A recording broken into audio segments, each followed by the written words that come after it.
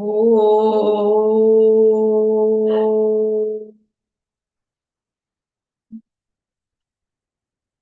Om.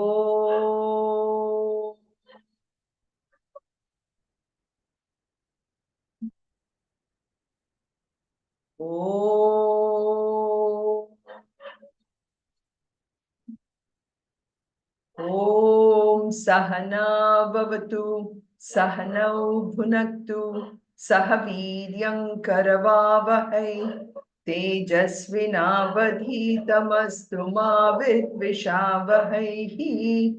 Om Shanti Shanti Shanti.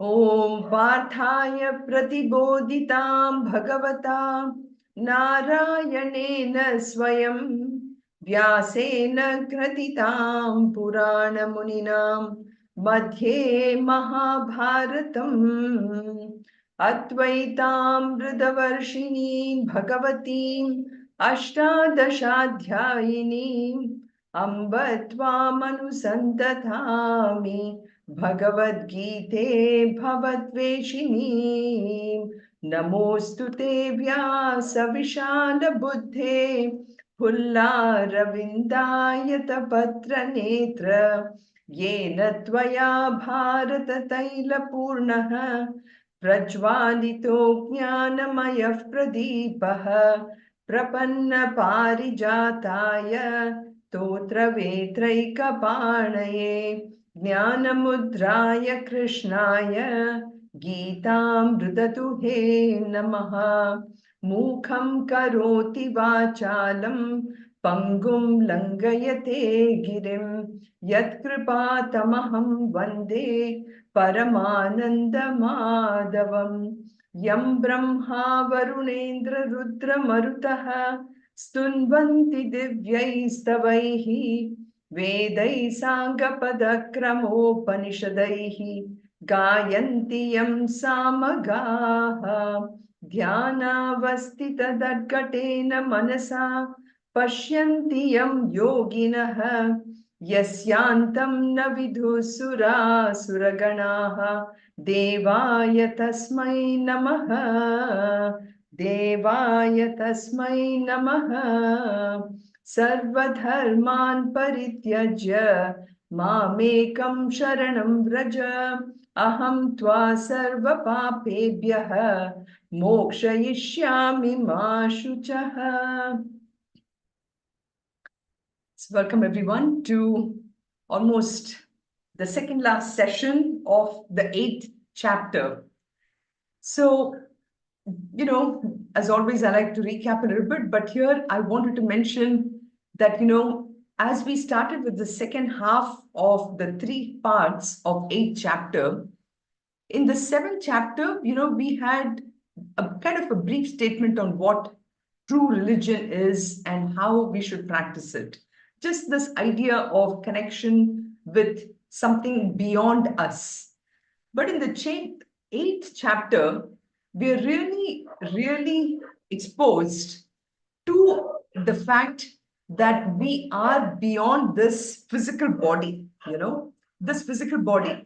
It really takes us, makes us, it takes us into this necessity to know why we have this life. What is really the relevance of our present life?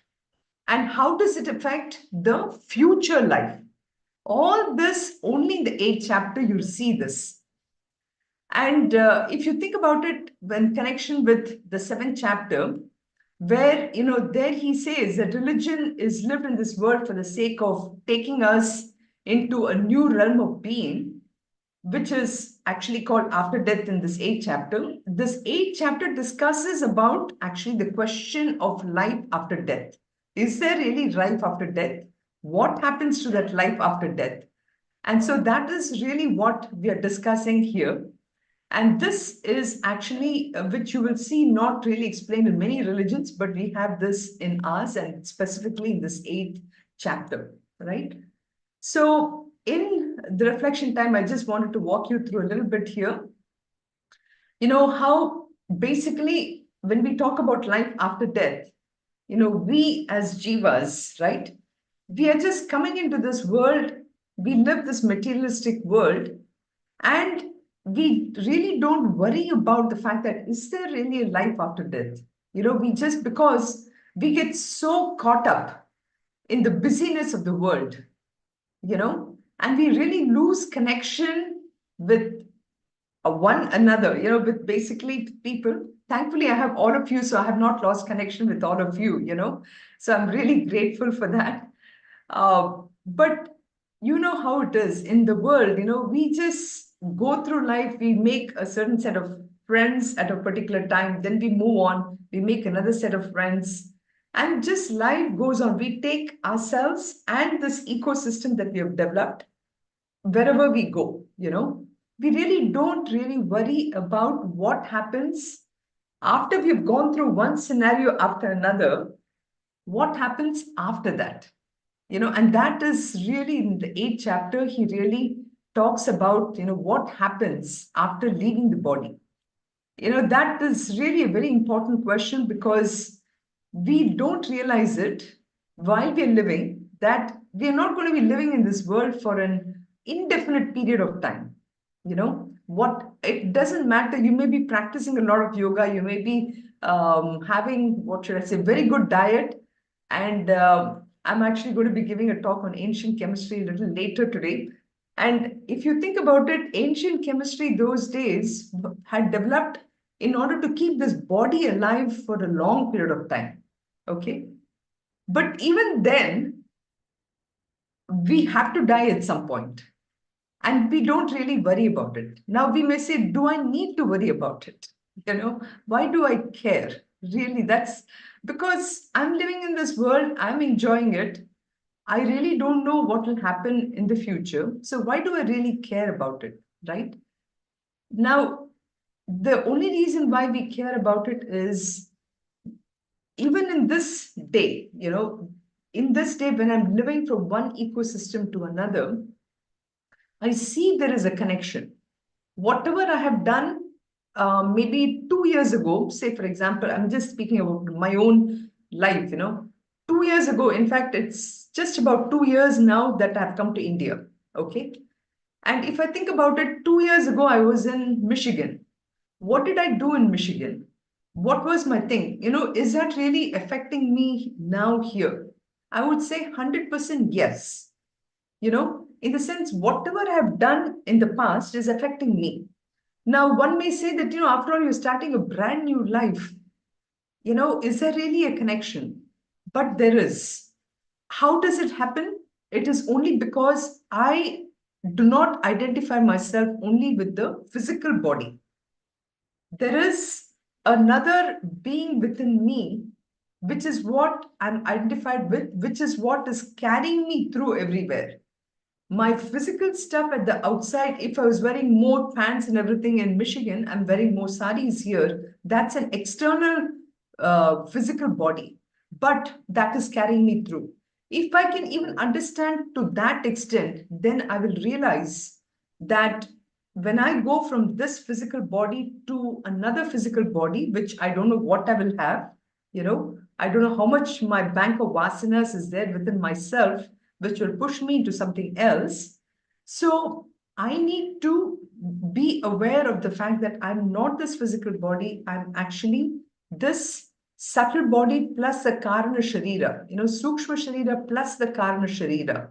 That is who I am. That is that body which is going from one place to another, that will go further on. If I can only have that kind of a connection, then I will really understand this eighth chapter very well, and the eighth chapter will be relevant for me.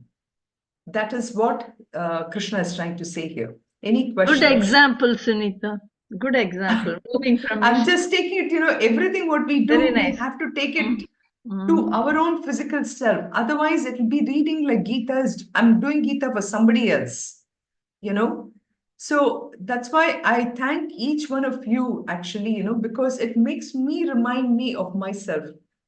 And whatever I'm speaking is only an outside, it's an external reflection of what it is. And that is why I always ask you also, the reflection point is, what do you think? Do you agree with the fact that I'm not just this physical body, which now that it is winter, you're wearing two more layers. Now, do you really identify with yourself with that jacket which you're doing? You don't. You identify yourself in some way with the physical body. But what Gita is saying is that go even beyond. Go beyond to identify yourself with something else within you. One layer at a time. Think about who you are at the mind level. Think about who you are at the intellect level, and then go even beyond. That's why in the eighth chapter he starts off with Arjuna asking all those questions. He's asking those questions. Really, tell me what is the ultimate goal in which I need to identify myself. As I said, today I'm identifying myself with the jacket that I'm wearing. I need to go beyond. And therefore, he gives a lot of very good tips. Krishna tells Arjuna, in the previous, like in Ananya Cheta Satatam Yomam Smarati Nityashaha. In fact, it's coming up here. He says, Ananya Cheta Shatatam Yomam Smarati Nityasaha Tasyaham Surabha Partha Nitya Yuktasya Yoginaha. So he's continuously trying to tell us, don't identify with your physical body. Don't do that. Keep on going beyond, and he will tell you, he's telling us what the final goal of this whole life is, and try to see how you can go up to that. And for that, he says, just think about Om. Om. Just keep on identifying yourself with Om. Om is the symbol for that ultimate goal, that ultimate Brahman. So that is what he's trying to get to. And he also says that, if you don't identify with that Om, how will that Om identify with you? So, how can I expect, like, for example, in day-to-day stuff, right? I always expect that, God should be kind to me. I'm going to the temple every day. So why is he not really concerned about me? Now, the reason why he's not concerned about me is that because I'm not necessarily connecting myself to him or her or it, however we want to look at that God. So it is really very, very important that I have to establish that connection with that absolute. Only then, that is the only condition that he's saying, that please connect with me. If you connect with me, I will connect with you completely. I'll give you you give yourself completely to me. I will give myself completely to you. But then we are not able to do that because in our mind, I still think that I am attached to myself. I'm not attached to that universal consciousness. And that is what I had here. I have to establish, it's again, I gave last time also this example. It's like the space in my room. If I take all these walls out, this space will become part of the outer space. Actually, it does not become, it was always part of the outer space, correct? I have put these walls and I have made that as a room for myself. So too, we all have put this mental limitations within us, saying that, I'm Geeta, I'm Meenu, I'm Sunita, and I keep operating only from that level. I have not made that equilibration. Equilibrium means, connecting the individual consciousness to the absolute consciousness. Just like I know that there was no change in the room, the space was the same. There was necessary equilibration of the space in my room with the external space. So too, I have to establish the necessary equilibration of consciousness in order for me to get to the highest goal. I need to think that the highest goal is being part of that outer space. And towards the end, I'll come up with a very beautiful example, if you see that, of the end of the lecture. So, but we are unable to do that because we have an impure mind. What do we mean by impure mind? Our impurities of a mind is basically that through our identification with this external kosha, I bring in all my attachments to my physical, my sentimental, my biological needs, my social needs. And because of that, I get limited. The room is limited only to my family, my community, etc. I don't think about this entire world. I don't think about what is happening in Africa. I don't think about what is happening in Germany. I don't think about what is this. Or I may see some news, but it doesn't strike me at all. I just keep going. So that is where ultimately we are going to. So it's a very, very top high goal. Yeah. I have a question. See, you told me that the walls have, we have different, the same outside is inside the four walls also. But if this inside stuff gets poisoned, or if there is bad odor or something, so that doesn't spread to outside. Outside is pure. The inside becomes impure. Same way in our mind also, the conscious in us will become impure depending on our mind actions or actions we do. Correct. Absolutely. In fact, I mean, you bring up a very good point. I was just actually writing some kind of notes for myself, for the New Year resolutions, which is exactly what you said. My odor within myself, it contaminates all my actions. Correct? It contaminates my actions, and those actions, people see it and then attribute that to me. So, uh, I need to start working on that odor, literally the vasana. Only when I clean up my vasanas will my actions be more pure. And when my actions are more pure, I actually am more connected to the world. So that consciousness is not pure all the time, or individual consciousness need not be pure. The individual consciousness by itself is pure. It's just the layer with which it is attached to. See, consciousness, you can look at it as, this electricity, right? Electricity is the same to everybody.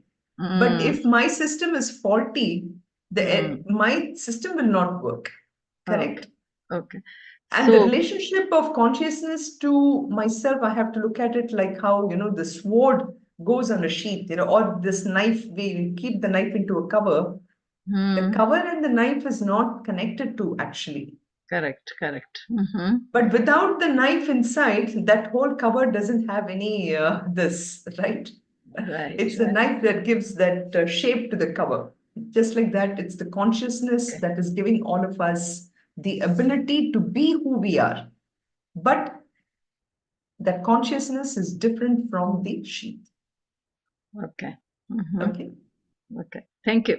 Good. You're welcome. So then in the 20th shloka, he says, Paras tasmat tu bhavo anya vyaktu vyaktat sanatana ya sarveshu bhuteshu nasyasu na vinashyati. So basically in the 20th shloka, he's saying that um, after going through all the things about when he talked about the 14 worlds and say that even when we do a lot of good things, we are evolving spiritually. However, uh, um, ultimately our moksha that we get is we can go all the way up to Brahmaloka, and when the whole Brahmaloka goes through pralaya, at that point, even at that point the consciousness will not die. Even if millions of brahmas and everyone go, it says it will not die. And then he says avyaktokshara ityuktaha tamahu paramam gatim. So he says, if you keep on identifying yourself with that absolute consciousness, that consciousness will never ever die. You know, it's like this beautiful example of which Swami Chinmayananda gives in the book actually. It's like this blackboard, okay? Now, this blackboard, what happens is, he gives this example of, in the same day, what happens is there is a math teacher who comes and writes a lot of math formulas, okay? Once her period is over, she just wipes it out and then she goes away, okay? Then what happens is a chemistry teacher is coming. A chemistry teacher comes and uses the same board to write all these formulas and everything. Then she goes away. Then, you have another person coming in, a geography teacher. The geography teacher comes in, he goes away, right? But what remains at the end? It's the blackboard. That still remains, right? So to all of us, we are like each one of those teachers. We have taken up different roles. We go through this, but ultimately that it is in the bed, that substratum of that consciousness, that this whole drama of life is happening. But what remains is that consciousness. We tend to get identified with each one of these figures or forms which you see in the board, and we run around thinking that is who I am and everything, but ultimately we are nothing but that absolute consciousness, just like how the blackboard doesn't change at all, it remains the same. Very good example. So that is what in shlokas we saw in 22, where that avyakta, he says avyakta, that exists even higher than the unmanifest. When the beings in all the worlds are this unmanifest is not destroyed. That means it, like the blackboard, which is not destroyed, we also have that ability to completely identify ourselves with that Brahman. That Brahman is the one which is represented by the blackboard. And we also saw this example also last time about how when I go through sleep and dream and this one, it's like, when I go to sleep, I identify myself with all the dream objects and everything. Okay. That is how we are living our waking world. But I need to get to the state where even when I'm awake, I am actually identifying myself more with that absolute consciousness and not with the form. Of course, I have to identify myself with the form. Like, for example, when I'm a speaker now, I have to identify myself and speak. But then at the back of my mind, I have to be constantly aware of that Om, and that's what in the 8th chapter he talks about. So, Abhyuktokshara, yeah, go ahead, Anand. Or yeah, so is another way of saying is like a sakshi, correct. the blackboard example or Yes. the movie screen example, that could be like. Correct. Okay. Correct. Thanks. We have to be a complete sakshi to everything that is going on. Sakshi is a witness, right? So just like I go to a movie house, like he said, I know it's difficult to be a sakshi when you're going for a movie, especially when you have paid so much of money to have the thrill of enjoying the movie, the idea is, yes, while you're in the movie house, you enjoy the movie, go through all the thrills and everything. But the second you come out of the movie house, don't carry the movie with you and start crying at home, thinking about the heroine who died or whatever, So that's the whole idea. So then the question may come as to, to reach that Brahman, does it take a lot of time? Does it take a lot of effort? What Krishna is also saying is that to reach that place, which is Tad Mama Paramam Dhama, which is what the Tad Dhama Paramam Mama, that part of it, he says it doesn't take any time at all. All you have to do is just listen. He says, you don't even have to go through Mananam and Nididhyasanam. If your mind is completely in tune to listening, you will reach that place, So that's the idea which he's saying. So now starting with shloka, then in 22 is actually the last of the 3 shlokas, which talks about that absolute state of consciousness, He talks about he says, Purusha Saparaf Partha Bhaktya Labas Stvananyaya Yasyanta Sthani Bhutani Yena Sarvam Idam Tatam. The second line is really most beautiful here, where he's saying that state of that consciousness where you really want to go, which is really what your goal is, okay? That one is attainable by unswerving devotion. He says actually it's a very, very simple thing. You can easily attain it, Okay. But what do you mean by it is very easy to attain? It is basically you can attain it only if you are 100% convinced that you are that Brahman. The second you realize that you're Brahman and all your actions are aligned to it, you're already there. And then he explains that what is that state? He says, it is that state within whom all the beings dwell. Everything is in that Brahman, and it is that Brahman which is pervading everything. Okay? Simple example is again that ocean and the wave and the bubble and everything. All those bubbles and waves, they're all different forms, but they are all in the ocean, right? And that ocean is nothing but water. And it is that water which is pervading through all the bubbles and waves and everything. So that is why he says, if you can understand you are that, suppose a bubble recognizes that it is nothing but water, not the bubble, then it is identified with the ocean. It doesn't have to do anything. How far does that bubble have to go in order to be part of the ocean? Not far at all, correct? So that is what he's saying here, that within whom all the beings dwell and by whom all this is pervaded. So yasya antastani bhutani. So that is all the bhutanis are in him. And yena sarvam idam tatam, both, all the, whether it is forms, formless, everything, all this is pervaded by only that consciousness. Nothing else is there. So that's the idea. So in order to get to this state, obviously you need to have completely ananya bhaktya labhyaha. Ananya, I want this and only this. Like Vivekananda would say, stop not until you reach the goal.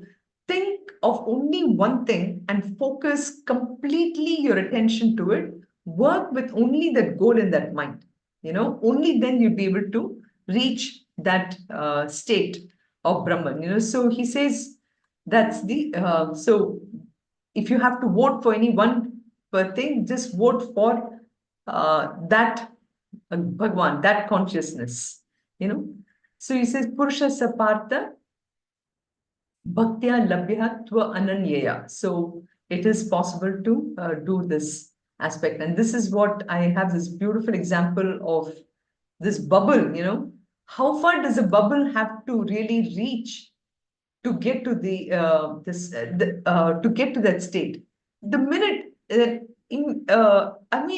and this picture is actually very beautiful because it's like the drop has to just break, correct? Or when the kids they have that bubbles with the soap solution, how those bubbles they break so easily, right? And they become part, that space which was there within that bubble immediately becomes part of the atmospheric space. It is that simple. So when I just saw this picture, I said, I have to put it, it's an immediate dissolution like this drop on the surface of the ocean. It does not have to travel any distance at all to go to the ocean. Okay. So he just has to do it. So this brings us to a point of, like we think we need to put a lot of effort in order to reach that absolute state. Okay. But it is possible to do it the second I realize this.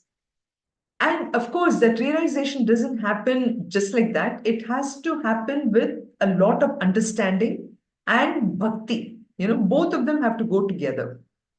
So bhakti is needed. And to some extent, of course, for people like us, that effort is also needed.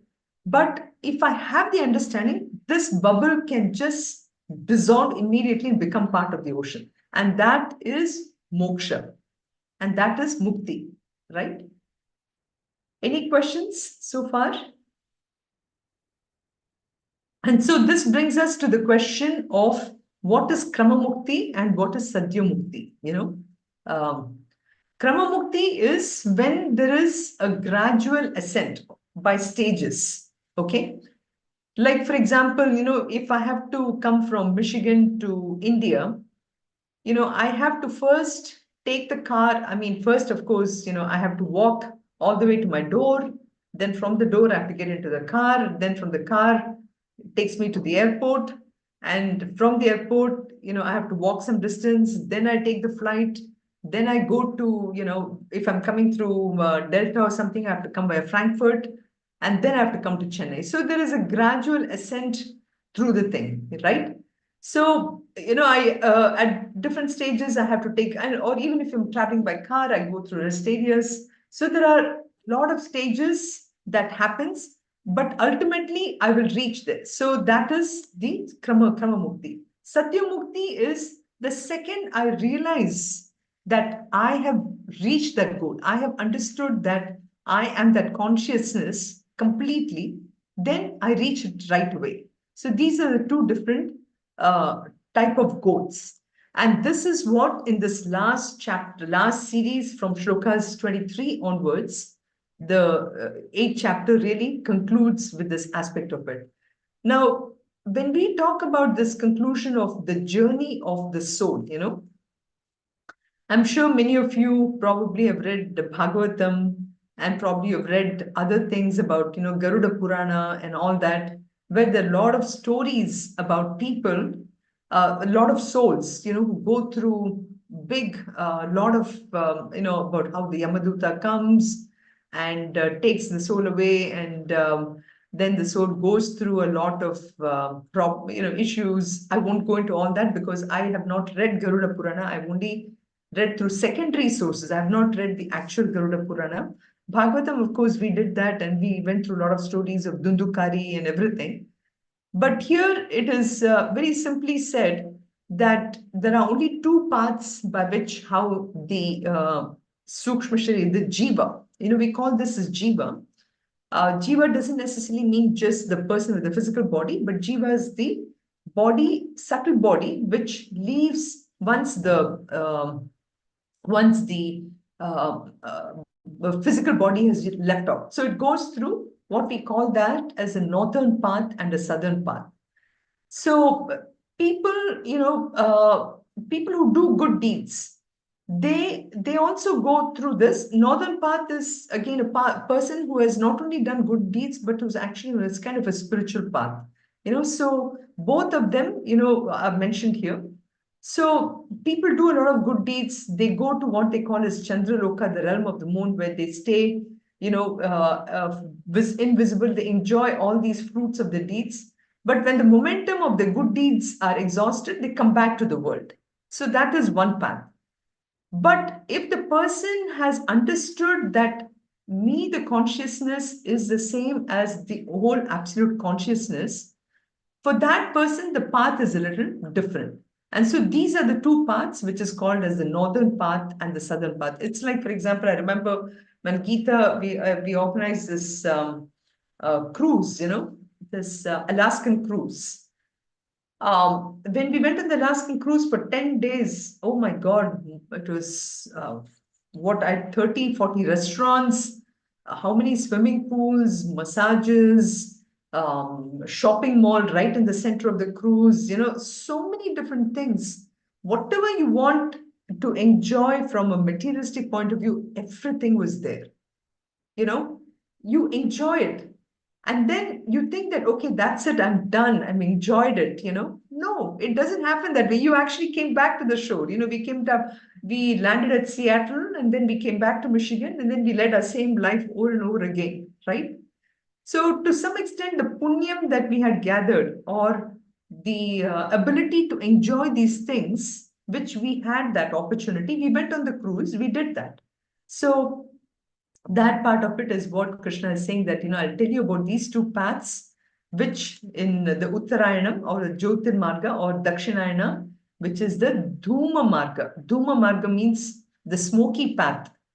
And Uttara is Jyoti, which is the path of the light. So these are the two things he's going to be dealing with at this time, because Arjuna had asked the last question. He asked, how do I realize this Lord at the time of the death? Even though Krishna had actually already answered it, but he didn't really talk about the paths which Arjuna has to go through. I mean, or we all have to go through, So he talks about those two paths, but he'll also talk about the type of people who takes those two paths. So that's why the two things. So in Shloka 23, Yatra kale tvanavrittim avrittim chaiva yoginaha prayata yanti tam kalam vakshyami bharatarshaba. So he says he describes basically the two paths, Very cleverly, he says yatra kale. So, that path at appropriate time, yatra kale tu anavritam. So there are two paths. Anavritam, which is a path of no return. Okay. And then there is a path which is avritam, which is a path of the return. And he says, yogis are the ones who will never return because they have understood. A yogi is a person who has really understood this path or this philosophy. That's what it means. Because we say, yogi, the word yogi comes from the word a person who practices the yoga. And what is yoga? Yoga is the one where the person has completely understood his union with the consciousness. So that path by which yogis never return is also the path by which one return when they're departing. These I will tell you, O Bharata. So he just says he just introduces the fact that there are two paths here. Then in Shloka 24, he will talk about actually the northern path or the Uttarayanam, or we call that is the brighter path. Okay. So he's starting with a very positive note here. He tells you, this is the path of, the bright path that people take, and this is the path of no return. Okay. Agnish Jyotiraha Shuklaha Shanmasa Uttarayanam. Agnish Jyotiraha Shuklaha Shanmasa Uttarayanam. Tatra Prayata Gachanti Brahma Vido Janaha. Tatra Prayata Gachanti Brahma Vido Janaha. So he says, he refers to this path as the bright path. Bright path or Shukla path or Devayanaha. So Agnihi Jyotihi Aha Shuklaha. Agni means fire, Jyoti means light, and Ahaha, it's a daytime, it's the bright fortnight. And this is the Shanmasa Uttarayanam. This is the Uttarayanam part of it. They follow Tatra Prayata Gachanti Brahma Vido Janaha. So the people who follow this path, they are the ones who know Brahman. Who know Brahman means not just by reading or listening, but who have actually have internalized it. So Prayata, one who is departed, they actually attain this Brahman, So Agni Jyoti here, so this is a path which is, everything is filled with light. Everything is divine. They look at only thing is divine. So that is the Agni part of it. So the physical fire, which is Agni referring to the physical fire, it has a divinity of its own, and it assumes a divine form, in this case, a person who rises up to the celestial realms. So there is divinity in this daytime. So according to it, if a person passes away during the daytime and during the bright half of the lunar month and during the northern movement, such a person reaches that Surya Loka or the bright path, And this, the Upanishads actually, they describe a lot more stages than what is really mentioned here. And at a particular stage, after they reach the Surya Loka, this superhuman, we call the superhuman at that point because this person is really evolved to such an extent, it is said that, that somebody will come and take that superhuman and take that soul by the hand. And up to this solar part, or even a little beyond, is actually called this realm of lightning. And this is beyond the sun, the lightning of this Brahmaloka flashes. So he goes to this Brahmaloka, And in this Brahmaloka, this consciousness which is there within this particular jiva, slowly it starts to get absorbed in the bigger space. So it does not take any effort at all, and that is the path of the Uttarayanam, and it is he reaches the state of Brahmaji, and this is actually called the path of Krama Mukti, or gradual liberation, in which this jiva is supposed to be glorifying in the Brahmaloka until Brahmaji himself dissolves, which happens, if you remember, we talked about the Brahmaji's life is about 1,000 years. And when the Brahmaji dissolves, this person also reaches that state of absolute Brahman. Okay, so that is the Uttarayanam, Agni Jyoti Shuklaha Gachanti. So, but then there is also a possibility in this path to undergo that Sadhya Mukti, which we talked about. The soul doesn't have to travel in space and time because it's a Jivan Mukta Purusha. So for somebody who is a Jivan Mukta, they don't necessarily have to go through all this time and space, So one who has understood completely, for such a person, there is no need for him to go all the way up to the sun. There is no solar orb. Like, for example, we give the example of Ramana Maharishi, for example. He is already Sarva Bhuta Hite Rataha. Later on in chapter 12, we'll come to that point. Sarva Bhuta Hite, he's actually, he sees himself in every being. When he sees, it's just like this example of bubble, what I showed, like when the child blows the bubble, right? In the beginning, what happens? The bubble is very small. Slowly and slowly and slowly, it expands. And then it dissolves, right? So too, if I'm able to see myself, the consciousness within me is a consciousness in you and everyone.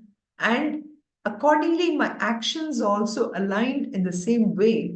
Such a person, sees that consciousness, and that consciousness is everywhere. That consciousness is spread everywhere. So such a person, there is no question of any movement at all. There is no question of Krama Mukti. That person has Sadhya Mukti only, So for such a person, in Brihadaranyaka Upanishad, it says, Na tasya prana utkramanti. For that person, his pranas do not depart from him at all, as in the other case. He is Brahma apyeti. He reaches a Brahmanhood. He just dissolves right there. And basically, that person just leads the life until the physical body has to wither away. But that person is Brahman himself living in the world. And so these are the two paths, both of them, which happens in this northern path. Okay. Any question on this? Or we'll complete 25, which will talk about northern path. I think there is only one northern path. What are the two paths? No. In the northern path, there is only one, right? No, northern path is only one. Yeah, it is only one. The path is only one, which is a bright path. Right. That's what we studied right now, right? Correct. Okay. But in that path, there are two ways in which you can travel. One way is this path of the light, where you go towards the sun, and then you go to Brahmaloka, and Brahmaloka is the last step.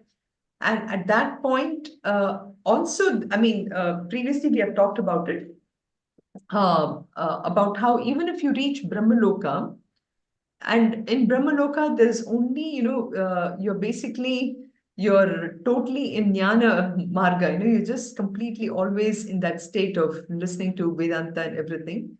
But if at all you do have some kind of vasana or whatever, you can still come down. But that's not what we're talking about here. What we're talking about is once you reach Brahmaloka and you are there, then when Brahmaji goes through his pralaya, at that time he merges with Brahman. So you also will merge at that point with Brahman. That is a step-by-step process. Okay. But Gotcha. the other step is, the other process is, you don't even have to go all the way up to Brahmaloka. Even living on Bhuloka, for example, if you have completely understood your union or your connection with that absolute consciousness, you will continue to live here, but see, your body has its own prarabdha. The body has come to help you. Once we have reached that state of consciousness, the body still is continuing, and the body, you will continue with the body until the body withers away. At that point in time, the space merges. It's like the In same other example. words, this person has no vasanas at all. No vasanas Say at that all. way. The other Correct. person who has reached the Brahmalokam may still have little bit of vasanas in him. Okay. He could probably come down, but he could also, because of all the punyam that he has gathered with everything, he has also reached that consciousness, but he still has his, Little bit. outer covering. And when Brahmaji realizes, then he will also realize that. So that is the idea there. Hari Om. So, Hari Om, a yes. person Meena? who departs in Uttarayana Punyakale, they don't have to travel that 1 year to get into Chandraloka, versus person departing in Dakshinayana Punyakale, they have to travel 1 year. Is that correct or not? I myself am not very clear about what happens if somebody passes away during Dakshinayana, I only remember reading this one beautiful example about how Eknath Ishwaran, his grandmother was highly spiritually involved, and she was aware of this Uttarayana and Dakshinayana. And apparently when she was reaching to her last stages, she was able to prolong her life in such a way that she would die during Uttarayana. But I don't know the converse, like what you said, somebody who passes away during Dakshinayana, what happens to that part of it, that I'm not sure. Okay. Yeah. But why is it connected? Go ahead. Sorry, go ahead. Yeah, no, didn't Swami Chinmayananda, it's Dakshinayana, right? When Swami Chinmayananda? I don't know. I don't know. I mean, I don't know what just because he passed away on August 3rd, which is the second 6 months of a year, doesn't mean, so I'll have to check on that.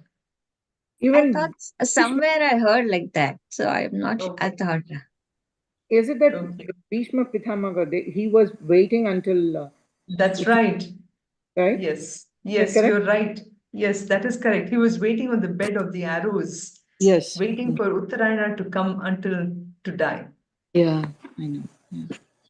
I am wondering, if the person is pure, why is he waiting till Dakshinayana or Uttarayana for the soul to leave? Why should we connect them to the time zone? That's Purva Janma Karma, right, Sunita ji? Yeah, so the thing is, somebody who's pure doesn't have to wait. That is for sure. There is no need to wait at all. But somebody who is, like Meenakshi mentioned, somebody who has a lot of vasanas and who are still attached, which we all know, right? We know that if I'm attached to the body, if I know that, my actions are not in, whatever mistakes I make or whatever, then I pray for that Uttarayana Marga so that I have the ability to travel on a brighter path and spend more time in realizing and, do it that way. So somebody who dies during Dakshinayana does not mean that they will take that path, pure path. So let's read about what Dakshinayana means, first of all. And it's basically, this Dakshinayana doesn't mean that way, actually. This Dakshinayana means that a person who has those impurities, we talked about the impure mind, those people take the Dakshinayana path. That's how it means. Okay, it doesn't mean that somebody who's very That's pure what I takes- thought. Okay, Yeah. that's what I thought. Okay. Yeah. Okay. Not the time frame. Not the time No, frame. no, Okay. that is not what it means. Okay. Great. Thanks. Okay, so maybe that also clarifies Suvarna's question about the time frame at which people pass away. Okay. धूमो रात्रिस्तथा कृष्णः धूमो रात्रिस्तथा कृष्णः षण्मासा दक्षिणायनम् षण्मासा दक्षिणायनम् तत्र चान्द्रमसं ज्योतिः तत्र चान्द्रमसं ज्योतिः योगी प्राप्य निवर्तते yogi prapya nivartate. So here he's talking about that those people who basically have these mala, who have impurities, they take this, or who don't believe in the in this, who don't have belief in spirituality, and they take this path which is dhumaha, which is a lot of smoke, ratrihi, night time, and krishnaha is the dark fortnight. This shan is 6 months of the Dakshinayanam, and they follow this dark path of the lunar light, and attaining it, the yogi returns.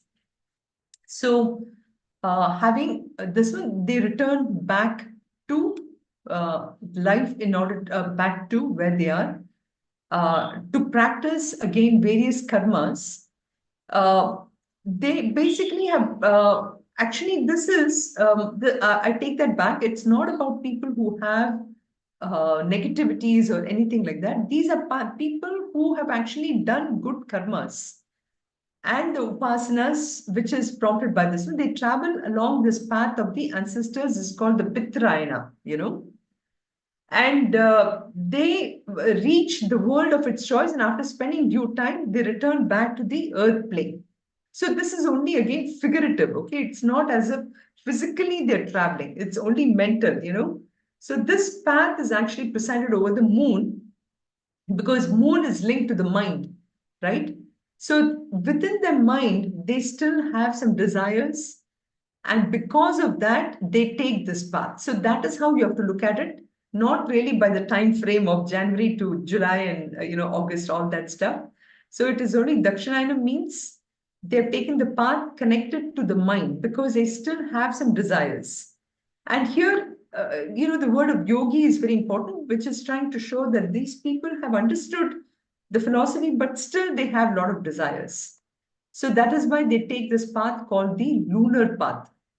And they come back to enjoy the world again. Okay. So that is so the second line, tatra, traveling by the second line, by the second path, the word tatra, he says here, means that this is the second marga, which is he's talking about, Krishna is talking about here.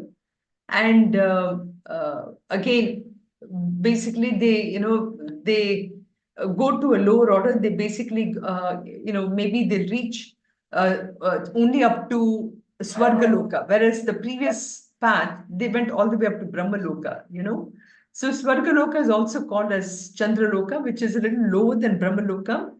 And here in this, it is definitely still higher than the other lokas like the Boer, Mahar, and all those lokas. But then they still have to do more work. And that is why he's saying, they come back. And so they have not yet completely spiritually awakened. That's what it essentially means. They've probably not done enough understanding. They've not done enough meditation. They may be really great people. They probably have done a lot of charities and everything, but still they need to do more work in order to go through the other path. So that's what he's trying to show. What will happen to people like us? So, good question. I mean, we have to decide for ourselves if we are the kind of people who have truly understood our connection with, so that is actually the sadhana, our sadhana or our reflection is how compassionate I am, how What if you joyful. don't attend Balavihara, or if you don't read? Correct. So at the end of the day, it is not about going to all the temples, going to Balavihars. All those are, what should I say, processes which allows me to keep my mind calm. So they are only avenues to keep my mind calm, So I can stay at home and I can just do my puja. I can take care of my parents. That is a great puja it's by itself. Anything which brings calmness to my mind, anything which does not lead me into thinking that this world is there only for myself. Instead, I have come into this world to satisfy a purpose, and am I serving the world? Am I serving the world? That should be the constant thing for all of us. And again, it doesn't mean that everyone, like for example, in the skill set, right? We always say, oh, only doctors and teachers are the best. Doctors and teacher profession automatically gives you a vehicle to serve the people immediately because you're actually touching people. You are closer to them that way. But you may be a doctor who is there in that profession only to make a lot of money, not to serve people, right? So the idea being that through my skill set, I've come into this world to be of service. Whereas if I'm doing everything for myself, so that by itself will give me an idea as to the calmness of mind that is required, the compassion, and even all these values of being honest and everything is for a reason. Because when I'm honest, my mind is very calm. I'm more helpful to everybody. So Dakshina, I'm sorry, go ahead. Go ahead, Meena. So people departing in Dakshinayana Punya Kali, they still have desires. So does it mean that they will come back to the world again? Yes. So Dakshinayana path, people can come back to the world, and they would have gone. Like for example, when I gave this example of the cruise, the cruise is like Swargaloka. Literally, it is heaven, right? So I finish my desires, I come back to the world, sometimes to earn more money so I can go for more cruises, or to satisfy some other desires, or to say, okay, I've gone on one cruise, that's enough for me. Now I go somewhere else.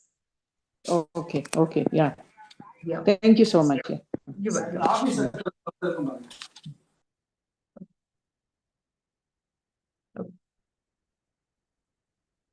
So we have very few shlokas. The next 3 shlokas are very fast. In fact, we can just do shloka number 26 because that will complete this thing here. Shukla Krishne Gati Hyete, Shukla Krishne Gati Hyete, Jagata Shashvate Mate, Jagata Shashvate Mate, Ekaya Yatyana Vrittim, Ekaya Yatyana Vrittim, Anyaya Avrite Punaha, Anyaya Avrite Punaha. So he says, verily the path, Shukla, the bright, Krishna means dark, Gati, the path itself, He ete, so the path of light and darkness, Jagataha Shashvate Mate, of the world are thought to be eternal. By one, the light path, a man goes and never returns. By the other, the dark path, he returns again. So one may say, and going to Meenakshi's point, one who goes to Dakshinayana, does a person, go from there to the next level? May not be, because a person still has a lot of desires, right? So that is why he says there are 2 paths. One path, it's like this. I wish I had drawn the diagram, So you have a circular path. Both of them are kind of traveling by the circular path. One goes up, and goes out of the circle. Okay. the other person continues to be in the circle. So that's how these two paths are given. Okay.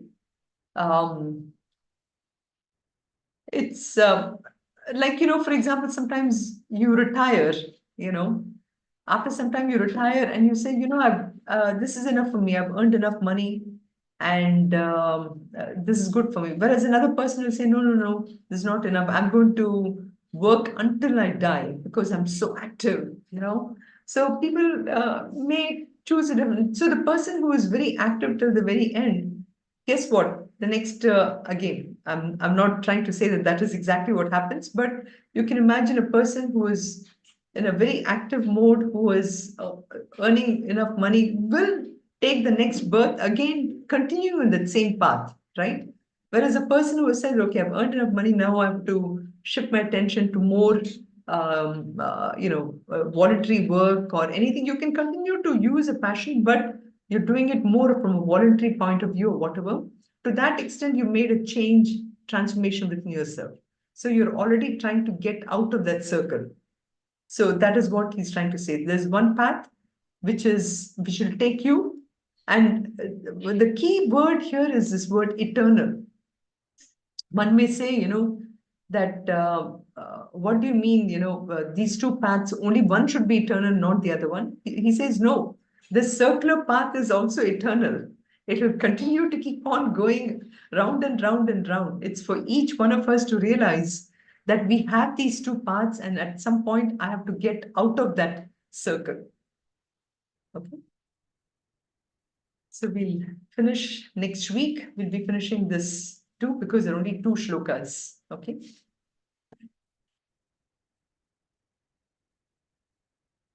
Sarve bhavantu sukhinah, sarve santu niramayaha, sarve bhadrani pashyantu, ma kaschid dukkha bhag bhavet. Om shanti shanti shanti. Om purnamadav purnamidam purnat purnamudachyate purnasya purnamadaya purnamevavashishyate. Om shanti shanti shanti. Harihi Om Shri Gurubhyo Namaha. Harihi Om. Stop the live stream.